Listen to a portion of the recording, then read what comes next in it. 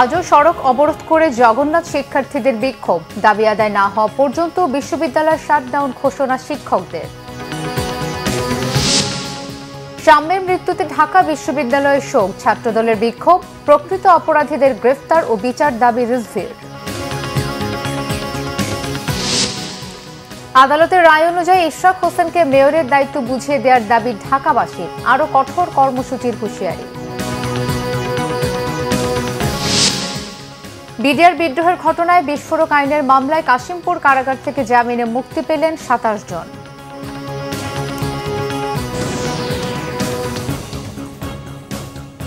দেখছিলেন ক্রাউন 7 সংবাদ শিরোনাম, এবারে বিস্তারিত।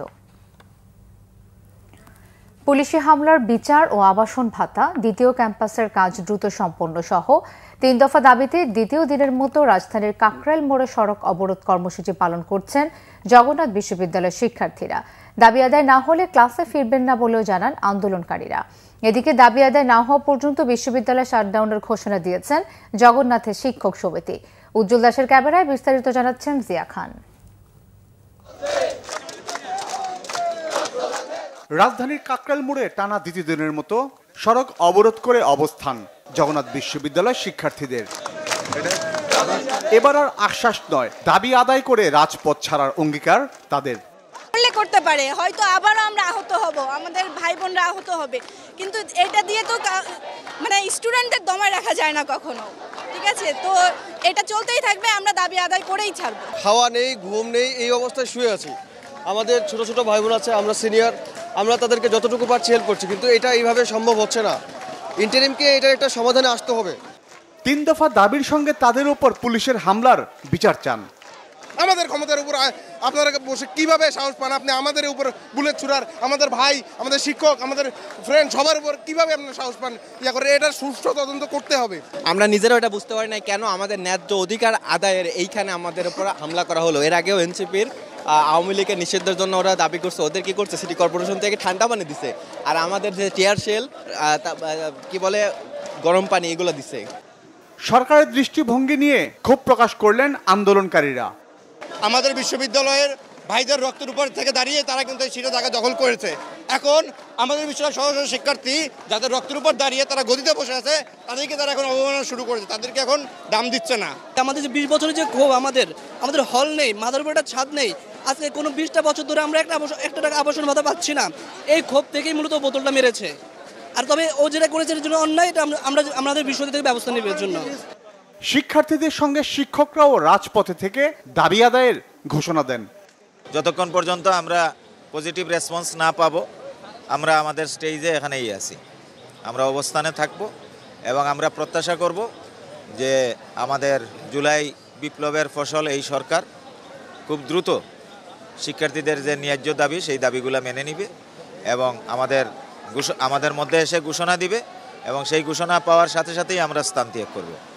কাকরাইল মোড় অবরোধের কারণে যান চলাচল বন্ধ হয়ে যায়, যার চাপ পড়ে আশপাশের সড়কগুলোতে। ভোগান্তিতে পড়তে হয় সাধারণ মানুষকে। জিয়া খান, বাংলা ভিশন, ঢাকা। দর্শক, রাজধানীর কাকরাইলে রয়েছেন সহকর্মী ফজলি রাব্বি, সরাসরি চলে যাচ্ছি তার কাছে।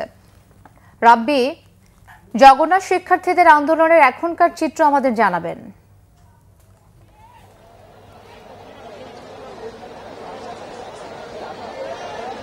জি ধন্যবাদ মিথিলা। আপনি জানেন যে এই বৈরী আবহাওয়া উপেক্ষা করে কিন্তু আজ কিন্তু দ্বিতীয় দিনের মতো আন্দোলন কর্মসূচি চালিয়ে যাচ্ছে জগন্নাথ বিশ্ববিদ্যালয়ের শিক্ষার্থীরা। আপনি দেখতে পাচ্ছেন এখানে যে কাকরাইল মোড়ে এখানে কিন্তু আসলে ব্যাপক জনসমাগম তৈরি হয়েছে শিক্ষার্থীদের, এবং তারা কিন্তু কাল রাত থেকে কিন্তু এখানে অবস্থান কর্মসূচি পালন করছে। কিন্তু আজ মূলত সকাল থেকে কিন্তু আসলে বিশ্ববিদ্যালয় থেকে বিভিন্ন বাসে করে কিন্তু আসলে শিক্ষার্থীরা এখানে জড়ো হয়। সেই সকাল থেকে কিন্তু আসলে জড়ো হয়ে তারা এখন পর্যন্ত তাদের আন্দোলন কর্মসূচি চালিয়ে যাচ্ছে, এবং পাশাপাশি বলছে তাদের যে ৩ দফা দাবি, এই ৩ দফা দাবি যতক্ষণ না পর্যন্ত সরকার মেনে নিচ্ছে ততক্ষণ পর্যন্ত তারা কিন্তু আন্দোলন চালিয়ে যাবে। এই আন্দোলনের সাথে কিন্তু মূলত যে বিশ্ববিদ্যালয় প্রশাসন অর্থাৎ কর্মকর্তা কর্মচারী সবাই কিন্তু একমত প্রকাশ করেছে, এবং তারা বলছে যে শিক্ষার্থীদের এই যে দীর্ঘদিনের যে দাবি, এই দাবি কিন্তু আসলে এবার অন্তত মানা হোক এবং সরকার, অন্তর্বর্তী সরকার যাতে তাদের দাবি দেওয়া মেনে নেয়। এই বিষয়ে একটা বিষয় ছিল। এই পাশাপাশি যে এই আন্দোলনকে ঘিরে কিন্তু ইতিমধ্যেই কিন্তু আসলে যে প্রাক্তন শিক্ষার্থীরা আছে তারা দেশের বিভিন্ন প্রাপ্ত শিক্ষার্থী এখানে এসে জড়ো হয়েছে এবং তারাও সাধারণ শিক্ষার্থীদের সঙ্গে তাদের একমত দাবি পোষণ করছে। আপনি জানেন যে আবাসন ব্যবস্থা নিশ্চিত না করা পর্যন্ত কিন্তু যে আগামী বছর পর্যন্ত যে 70% যে আবাসন ভাতা দেওয়ার কথা বলছে এই দাবি সহ স্থায়ী ক্যাম্পাসের জন্য একনায়কে সে যে দাবি পেশ করার কথা ছিল সেটা কিন্তু পেশ করার কথা বলছে শিক্ষার্থীরা। পাশাপাশি একটু আগে কিন্তু আসলে বিশ্ববিদ্যালয়ে যে শিক্ষক সমিতি প্রশাসন তারা কিন্তু গণমাধ্যমের সাথে মুখোমুখি হয়ে আমাদেরকে জানিয়েছে যে আসলে সরকার এখন পর্যন্ত তাদের সাথে কোনো ধরনের সংলাপ, কোনো ধরনের আলাপ, কোনো কিছুই কিন্তু এখন পর্যন্ত করেনি। ফলে তারা যে আশ্বাসের জায়গা সেটা কিন্তু এখন পর্যন্ত দৃশ্যমান হচ্ছে না এবং তাদের এই দাবি দেওয়া যতক্ষণ না পর্যন্ত মেনে নিচ্ছে বিশ্ববিদ্যালয় প্রশাসন কিন্তু আসলে শিক্ষার্থীদের বলছে এখানে শান্তিপূর্ণভাবে কর্মসূচি পালন করার আহ্বান জানাচ্ছে। এবং পাশাপাশি আপনি জানেন যে উপদেষ্টার দিকে কালকে বোতল ছোড়ার যে ঘটনাটি ঘটে সেটাকে কেন্দ্র করে কিন্তু বিশ্ববিদ্যালয় প্রশাসন এরই মধ্যে দুঃখ প্রকাশ করেছে এবং তারা ক্ষমা প্রার্থনা করেছেন। কিন্তু পাশাপাশি গতকালকে যে আন্দোলন, যে শিক্ষার্থীদের উপরে যে হামলা চালানো হলো, পুলিশ যে হামলা চালালো, এই হামলার কিন্তু আসলে সঠিক বিচার না করা পর্যন্ত কিন্তু আসলে তারা এখান থেকে ছাড়বে না। তারা বলছে যে তাদের যে 3 দফা দাবি, এই 3 দফা দাবি সহ যে গতকালকে যে শিক্ষার্থীদের উপর হামলা চালানো হলো সেই হামলার সঠিক বিচারটা তারা কিন্তু চাচ্ছে। তো এই ছিল মোটামুটি আমার কাছে কাকরাইল থেকে সর্বশেষ অবস্থা। রাব্বি, আপনাকে ধন্যবাদ। এদিকে সাম্য হত্যাকে কেন্দ্র করে সামাজিক যোগাযোগ মাধ্যমে গুপ্ত সংগঠনের লোকজন মিথ্যা প্রোপাগান্ডা ছড়াচ্ছে বলে দাবি করেছেন ছাত্রদলের সভাপতি রাকিবুল ইসলাম রাকিব। আর বিশ্ববিদ্যালয়ের প্রক্টরের গাফিলতির কারণেই সাম্যকে প্রাণ হারাতে হয়েছে বলে দাবি করেছেন ছাত্রদলের ঢাকা বিশ্ববিদ্যালয়ের সভাপতি গণেশ চন্দ্র রায় সাহস। সাম্য হত্যার বিচারের দাবিতে ভিসির বাসভবনের সামনে অবস্থান কর্মসূচি থেকে এসব কথা বলেন তারা। এদিন সাম্যের প্রতি শ্রদ্ধা জানিয়ে বিশ্ববিদ্যালয় প্রশাসন অর্ধবেলা সকল ক্লাস ও পরীক্ষা স্থগিত রাখে। বিস্তারিত জানাচ্ছেন মামুন আব্দুল্লাহ।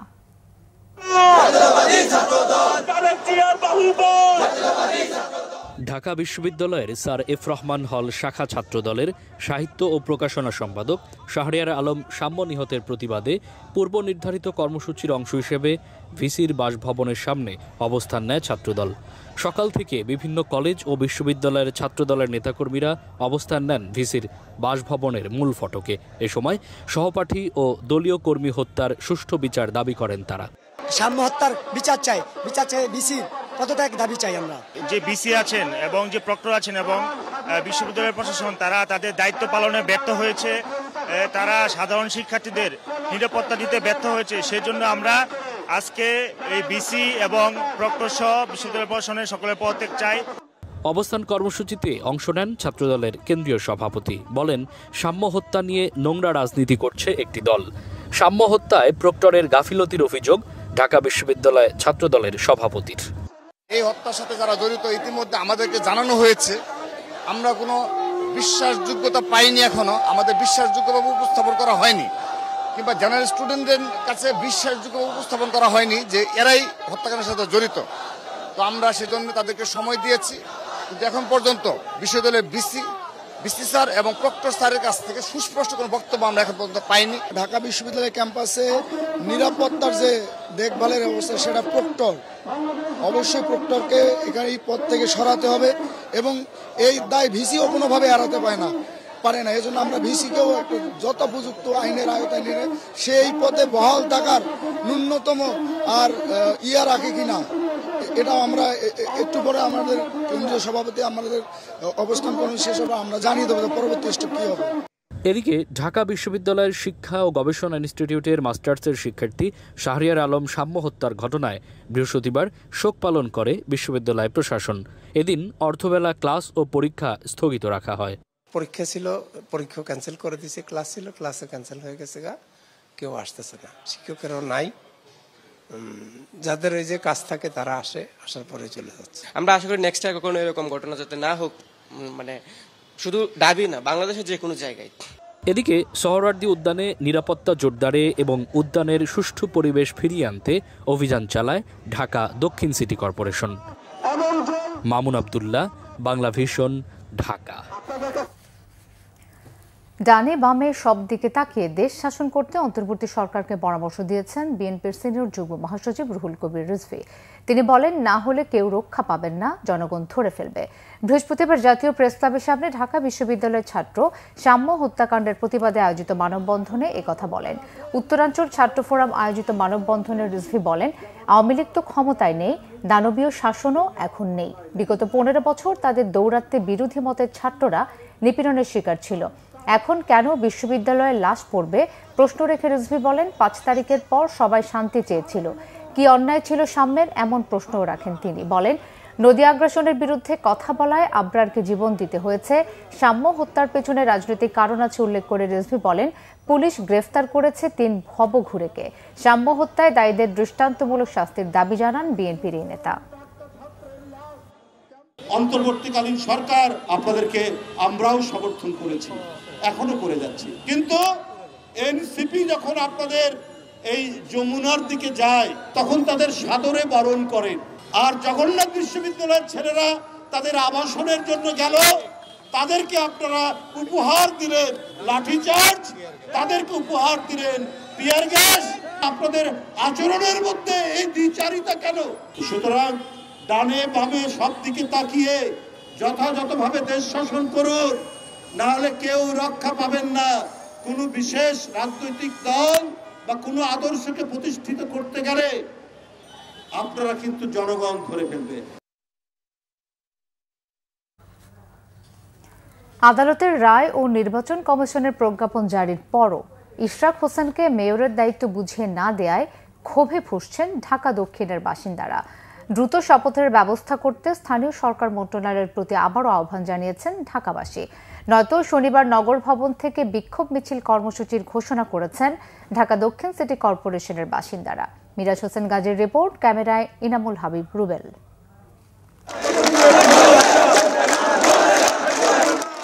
নগরবাসী তাদের ভোটে নির্বাচিত মেয়রকে দায়িত্ব বুঝিয়ে দেওয়ার দাবিতে দ্বিতীয় দিনের মতো ঢাকা দক্ষিণ সিটি কর্পোরেশনের বাসিন্দাদের এই বিক্ষোভ। আগের দিনের ঘোষিত কর্মসূচি ছিল নগর ভবনের নিচতলায় গণ অবস্থান, কিন্তু সকাল থেকে প্রধান ফটক তালাবদ্ধ থাকায় সামনের সড়কেই অবস্থান নিয়ে বিক্ষোভ করতে থাকেন তারা। ইশরাক হোসেনকে যারা দায়িত্ব বুঝিয়ে দিচ্ছেন না, তারা পলাতক ফ্যাসিস্টের দোসর বলে অভিযোগ করেন ঢাকাবাসী ভোটাররা। আমাদের ইঞ্জিনিয়ার ইশরাক হোসেনকে অবিলম্বে শপথ করিয়ে তার দায়িত্ব তাকে বুঝিয়ে দিবে, আর যদি তা না করে যে কোনো অনাকাঙ্ক্ষিত ঘটনার জন্য যারা এই পরিস্থিতি সৃষ্টি করেছে তারা দায়ী থাকবে। আমাদের আরো কঠোর থেকে কঠোর কর্মসূচি হবে, কর্মসূচি দিয়ে আন্দোলন সংগ্রামের মাধ্যমে আমাদের ন্যায্য পাওনাটুকু আমাদের ইঞ্জিনিয়ার ইশরাক সাহেব বুঝে নেবে। আমরা ঢাকা দক্ষিণবাসী ঐক্যবদ্ধভাবে আজকে রাজপথে আছি এবং ইশরাকের শপথ না হওয়া পর্যন্ত আমাদের আন্দোলন সংগ্রাম চলছে এবং চলছে। গণতান্ত্রিক অধিকার ফিরে পাওয়ার জন্য আমরা ইঞ্জিনিয়ার ইশরাক হোসেন সাহেবকে আমরা মেয়র হিসেবে দেখতে চাই। কোন অদৃশ্য শক্তির কারণে এটা কালক্ষেপণ করা হচ্ছে, আমরা নগরবাসী আসলে জিনিসটা বুঝতে পারতেছি না।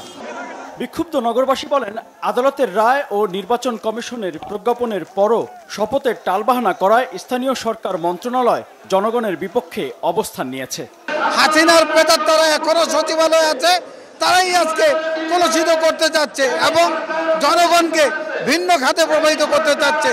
অন্তর্বর্তী সরকারের সংশ্লিষ্ট ডিপার্টমেন্টকে বলবো, আপনারা এটাকে ডিলে না করে অতি শীঘ্র এটাকে অ্যাকসেপ্ট করে তাকে শপথ বাক্য পাঠ করানো হোক। ইঞ্জিনিয়ার ইশরাক হোসেনকে তার যোগ্য মর্যাদায় বসতে দেন। বেলা 11টার দিকে প্রধান ফটক খুলে ভিতরে প্রবেশ করেন বিক্ষুব্ধ ঢাকাবাসী। ভবনের নিচতলায় অস্থায়ী মঞ্চে গণ অবস্থান কর্মসূচি শুরু করেন ঢাকাবাসী। আমরা এবার বসে থাকবো, প্রয়োজন অবস্থান কর্মঠ হবে, আমরা অনশন দমন করবো, কিন্তু আইন ফলো করতে হবে, কারণ এখন জনগণের সরকার, এখন আর স্বৈরাচার নাই, বিধায় আমাদের আন্দোলন করতে হবে। আমাদের যে আন্দোলন করতে হবে এটা আমরা কল্পনা করতে পারি না, এটা তো সেটেল ইস্যু। আদালত কর্তৃক রায় হচ্ছে, তাকে বসতে দেওয়া হবে, এবং যদি বসতে না দেওয়া হয় টালবাহানা করে আমরা তীব্র আন্দোলন করবো। আবার অবিলম্বে ইশরাকের শপথ গ্রহণ করা হোক, অন্যথায় আমরা এলাকায় আমাদের সিটি কর্পোরেশনের যে ট্যাক্স খাজনা আছে, খাজনা বন্ধ করে দিতে বাধ্য হব। আগামী শনিবার সকাল 10টায় আমরা এই নগর ভবনে উপস্থিত হব, নগর ভবনে জড়ো হব। এই নগর ভবনে জড়ো হয়ে আমরা প্রেস ক্লাব হয়ে বিক্ষোভ মিছিল করতে করতে আমরা প্রেস ক্লাবে যাব। প্রেস ক্লাব হয়ে আমরা সচিবালয় ঘুরে আবার এই ঢাকা দক্ষিণ সিটি কর্পোরেশনের এই স্থানে আমরা আবারও কথা বলবো। দ্রুত সময়ের মধ্যে ইশরাক হোসেনকে শপথ গ্রহণের ব্যবস্থা করে দায়িত্ব বুঝিয়ে দেয়া না হলে পুরো ঢাকা অচল করার মতো কর্মসূচির হুঁশিয়ারি দেন ঢাকা দক্ষিণ সিটি কর্পোরেশনের ভোটাররা। মিরাজ হোসেন গাজী, বাংলা ভিশন, ঢাকা। বিডিআর বিদ্রোহের ঘটনায় বিস্ফোরক দ্রব্য নিয়ন্ত্রণ আইনে করা মামলায় কাশিমপুর কেন্দ্রীয় কারাগার থেকে জামিনে মুক্তি পেলেন ২৭ জন। কারা কর্তৃপক্ষ জানিয়েছে বৃহস্পতিবার সকাল 10টায় তারা মুক্তি পান। এ সময় কারা ফটকে তাদের আত্মীয় স্বজনরা উপস্থিত ছিলেন। এর আগে সোমবার বিডিআর বিদ্রোহের মামলায় 40 আসামির জামিন মঞ্জুর করে আদেশ দেন আদালত। জানা গেছে আসামি পক্ষের আবেদনের পরিপ্রেক্ষিতে গেল সোমবার কেরানীগঞ্জে অবস্থিত ঢাকা কেন্দ্রীয় কারাগারে স্থাপিত বিশেষ আদালতের বিচারক ইব্রাহিম মিয়া বিডিআর বিদ্রোহের ঘটনায় বিস্ফোরক দ্রব্য নিয়ন্ত্রণ আইনে করা মামলায় 40 জনের জামিন আবেদন মঞ্জুর করেন। জামিন পাওয়া 40 জনের মধ্যে বৃহস্পতিবার সকালে কাশিমপুর কেন্দ্রীয় কারাগার পার্ট 1 থেকে 5 জন, পার্ট 2 থেকে 10 জন ও হাই সিকিউরিটি কেন্দ্রীয় কারাগার থেকে 11 জন মুক্তি লাভ করেন। এছাড়া বুধবার এই ইউনিট থেকে আরও এক বিডিআর সদস্য জামিনে মুক্তি পান। এর আগে হত্যা মামলায় খালাস পাওয়া 178 জন বিস্ফোরক দ্রব্য নিয়ন্ত্রণ আইনের মামলায় জামিন পেয়েছিলেন। এ নিয়ে এই ঘটনায় মোট 218 জন জামিন পেলেন। 2009 সালের 25 ফেব্রুয়ারি বাংলাদেশের সীমান্তরক্ষী বাহিনী বিডিআরের সদর দপ্তর ঢাকার পিলখানায় বিদ্রোহ হয়। সেদিন বিডিআরের কয়েকশো সদস্য পিলখানায় নৃশংস হত্যাকাণ্ড চালায়। প্রায় 2 দিন ব্যাপী চলা বিদ্রোহে বিডিআরের তৎকালীন মহাপরিচালক মেজর জেনারেল শাকিল আহমেদ সহ 57 সেনা কর্মকর্তা নিহত হন।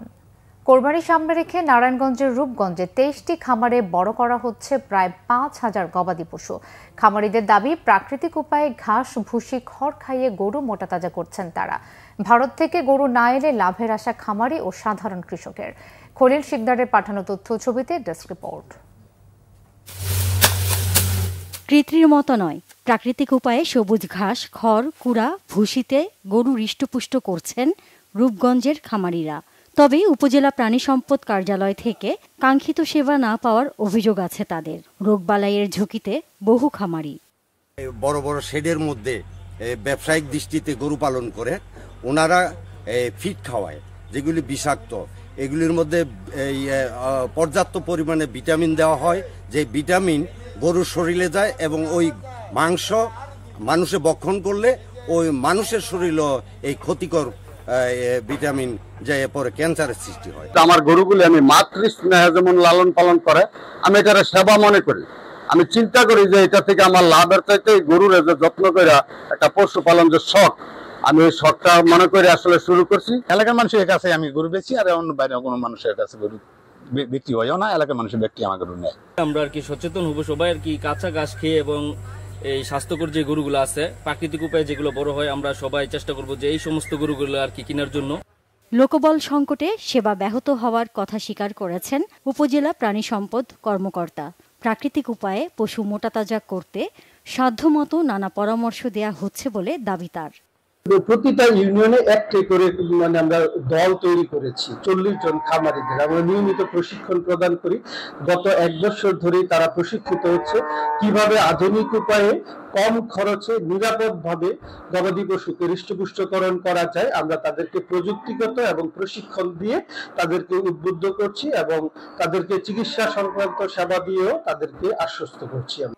কোরবানির উপযুক্ত পশু হাটে তোলার প্রস্তুতি নিয়েছেন রূপগঞ্জের খামারিরা।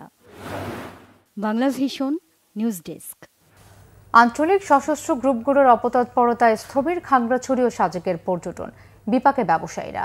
ক্ষতি কাটিয়ে উঠতে নিরাপত্তা বাহিনীর ক্যাম্প স্থাপন, সন্ত্রাসীদের বিরুদ্ধে সাঁড়াশি অভিযান সহ কার্যকর পদক্ষেপ নেওয়ার দাবি পর্যটন সংশ্লিষ্টদের। খাগড়াছড়ির প্রতিনিধি HM প্রফুল্লর তথ্য ছবিতে ডেস্ক রিপোর্ট। খাগড়াছড়ির পর্যটন শিল্প অনেকটা সাজেক নির্ভর। সাজেকে পর্যটনের সংখ্যা বাড়লে খাগড়াছড়ির পরিবহন সেক্টর, হোটেল ও ব্যবসা বাণিজ্যে ইতিবাচক প্রভাব পড়বে। কিন্তু আঞ্চলিক সশস্ত্র গ্রুপগুলোর চাঁদাবাজি, অপহরণ সহ নানা তৎপরতায় অনেকটা পর্যটন শূন্য খাগড়াছড়ি। বিপাকে পর্যটন নির্ভর ব্যবসায়ীরা। কোনো বেচা কিনাই নাই, আর সাজেকও কোনো গাড়ি হচ্ছে না। আর সাজেক যদি গাড়ি না হয় তাহলে তো আমাদের বেচা কিনা একদমই নাই। টুরিস্ট না আসার কারণে আমাদের এই পর্যটনের অবস্থা খারাপ। আর আমরা যারা দোকানদার আছি আমাদের অবস্থা খারাপ, এখন চলতে একটু কষ্ট হয়। যখন ট্যুরিস্ট আসতো তখন আমাদের সব গাড়িগুলো চলতো, ভালো ছিল, আমাদের লস ছিল না। আর এখন ট্যুরিস্ট কমে গেছে বা আসতেছে না, এই জন্য আমাদের অনেক লস হচ্ছে পরিবহনে। ব্যাংক থেকে লোন নিয়ে হোটেল চালাচ্ছি, আমাদের লোনের কিস্তি দেওয়া, আমাদের হোটেলে চালিয়ে রাখার জন্য আমরা খুব কষ্ট করে গেছি। সাম্প্রতিক অগ্নিকাণ্ডে ব্যাপক ক্ষতির পরে ঘুরে দাঁড়ানোর চেষ্টা করছিলেন সাজেকের ব্যবসায়ীরা, কিন্তু সশস্ত্র গ্রুপগুলোর চাঁদাবাজির প্রতিযোগিতার কারণে আবার স্থবির জেলা পর্যটন খাত। পরিস্থিতির উত্তরণ চায় খাগড়াছড়ি ই ট্যুরিজম অ্যাসোসিয়েশনের সদস্যরা। পাহাড়ে বিভিন্ন সশস্ত্র গোষ্ঠীর মধ্যে একটা বাজে ধরনের চাঁদাবাজি প্রতিযোগিতা শুরু হয়েছে এবং তার ফলে আমরা ভুক্তভোগী হচ্ছে। আমাদের এখানে কাস্টমার আসতেছে না, পর্যটকরা সাজেক এবং খাগড়াছড়ি আসার জন্য ইচ্ছা হারাচ্ছে। চাঁদাবাজির কারণে পাহাড়ে পর্যটকরা আসছে না এবং তাদের নিরাপত্তার জনিত কারণে তারা আসছে না। পর্যটকদের নিরাপত্তায় সেনাবাহিনীর নেতৃত্বে আইনশৃঙ্খলা বাহিনী কাজ করছে বলে জানিয়েছেন পুলিশ সুপার। কিছু প্রতিবন্ধকতা আছে, আমরা নজরে নিয়ে আমরা সর্বোচ্চ নিরাপত্তা নিশ্চিত করছি এবং যারা বেড়াতে আসছে তারা ভালোভাবেই আসছে এবং চলে যাচ্ছে এবং তারা তাদের সময়টা তারা উপভোগ করতেছে। পর্যটন শিল্পের বিকাশে আইনশৃঙ্খলা বাহিনীর পাশাপাশি সন্ত্রাসীদের বিরুদ্ধে সম্মিলিত প্রতিরোধ জরুরি বলে মনে করে খাগড়াছড়িবাসী। Banglavision news desk.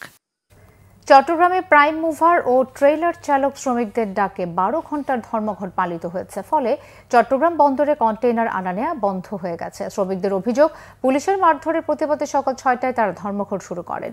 এ বিষয়ে চট্টগ্রাম জেলা prime mover, trailer, concrete mixer, flatbed, dump truck শ্রমিক ইউনিয়নের নির্বাহী সভাপতি হুমায়ুন কবির জানান, গত মঙ্গলবার তাদের সংগঠনের সভাপতি সেলিম খান ও 2 শ্রমিককে পাহাড়তলী থানায় নিয়ে মারধর করা হয়। এই ঘটনায় জড়িত পুলিশের বিরুদ্ধে যথাযথ ব্যবস্থা নেওয়ার দাবিতে এই ধর্মঘটের ডাক দেওয়া হয়েছে। তবে বন্দরের অভ্যন্তরে জাহাজে কন্টেইনার ওঠানামা অব্যাহত আছে বলেও জানান তিনি। নারায়ণগঞ্জের রূপগঞ্জের চাল ব্যবসায়ী নুরুল হক হত্যা মামলায় 2 আসামির মৃত্যুদণ্ড ও 6 জনকে যাবজ্জীবন কারাদণ্ড দিয়েছে আদালত। অতিরিক্ত জেলা ও দায়রা জজ প্রথম আদালতের বিচারক মোমিনুল হক দুপুরে এই রায় ঘোষণা করে। এ সময় দণ্ডপ্রাপ্ত আসামিরা আদালতে উপস্থিত ছিল। এই মামলায় একজনকে খালাস দেওয়া হয়েছে। পুলিশ জানায়, 2009 সালের 20 আগস্ট রূপগঞ্জের মুরাপাড়া এলাকায় ইমন এন্টারপ্রাইজ নামের একটি রাইস মিলের মালিক চাল ব্যবসায়ী নুরুল হক মোল্লাকে কুপিয়ে হত্যা করা হয়। এ ঘটনায় রূপগঞ্জ থানায় হত্যা মামলা দায়ের করলে পুলিশ 9 জনের বিরুদ্ধে অভিযোগপত্র দাখিল করে। দীর্ঘদিন এই মামলাটির বিচারিক প্রক্রিয়া শেষে আজ রায় ঘোষণা করে আদালত।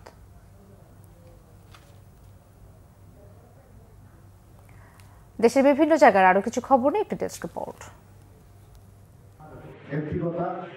তারুণ্যের রাজনৈতিক অধিকার প্রতিষ্ঠার সমাবেশ সামনে রেখে প্রস্তুতিমূলক সভা হয়েছে কুড়িগ্রামে।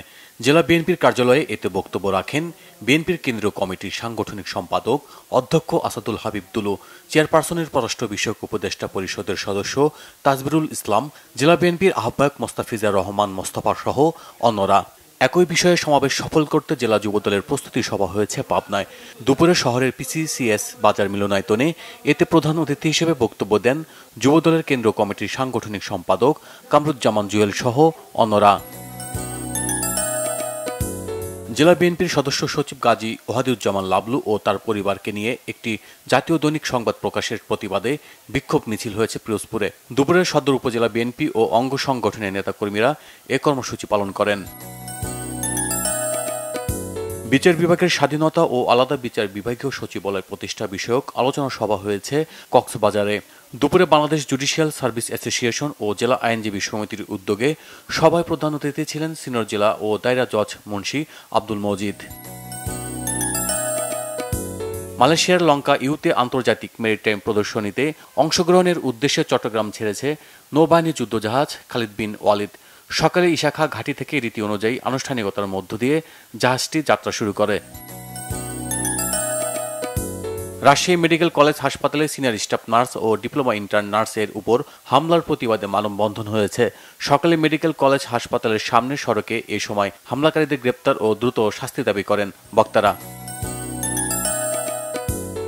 অবস্থান কর্মসূচি পালন করেছেন বগুড়া নার্সিং ও মিডওয়াইফারি শিক্ষার্থীরা। মহাসড়ক অবরোধ করে এ কর্মসূচি পালন করায় আটকা পড়ে ঢাকাগামী ও উত্তর অঞ্চলের 8 জেলার কয়েকশো যানবাহন। এতে যাত্রীরা চরম ভোগান্তিতে পড়েন। নৈতিক শিক্ষার প্রসারে মন্দির ভিত্তিক শিশু ও গণশিক্ষা কার্যক্রম প্রকল্পের কর্মশালা হয়েছে ঠাকুরগাঁওয়ে। সকালে এ কর্মশালার উদ্বোধন করেন জেলা প্রশাসক ইসরাত ফারজানা। টেকসই উন্নয়ন অভিষ্ট অর্জন নিয়ে একই বিষয়ে কর্মশালা হয়েছে গোপালগঞ্জে। পৌরসভা মিলনায়তনে এর উদ্বোধন করেন জেলা প্রশাসক মোহাম্মদ কামরুজ্জামান। ফুড পার্ক উচ্ছেদের দাবিতে মানববন্ধন হয়েছে ময়মনসিংহে। দুপুরে নগরীর জয়নাল আবেদিন পার্কের সামনে বৈষম্য বিরোধী ছাত্র ও সচেতন নাগরিক সমাজ এই কর্মসূচির আয়োজন করে। চলতি মৌসুমে আম সংগ্রহ অভিযান শুরু হয়েছে চুয়াডাঙ্গায়। সকালে পৌর এলাকার কদরগঞ্জ এলাকায় এই কর্মসূচির উদ্বোধন করেন জেলা প্রশাসক Mohammad Jahirul Islam. Banglavision news desk. সংবাদ শেষ করব ক্রাউন সিমেন্ট শিরোনামগুলো আরো একবার জানিয়ে।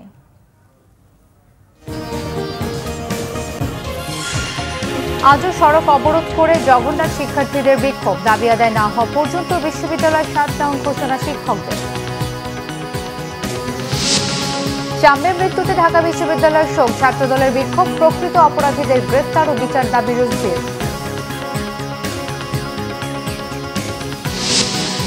আদালতের রায় অনুযায়ী ইশরাক হোসেনকে মেয়রের দায়িত্ব বুঝিয়ে দেওয়ার দাবি ঢাকাবাসীর, আরো কঠোর কর্মসূচির হুঁশিয়ারি। বিডিআর বিদ্রোহের ঘটনায় বিস্ফোরক আইনের মামলায় কাশিমপুর কারাগার থেকে জামিনে মুক্তি পেলেন 27 জন।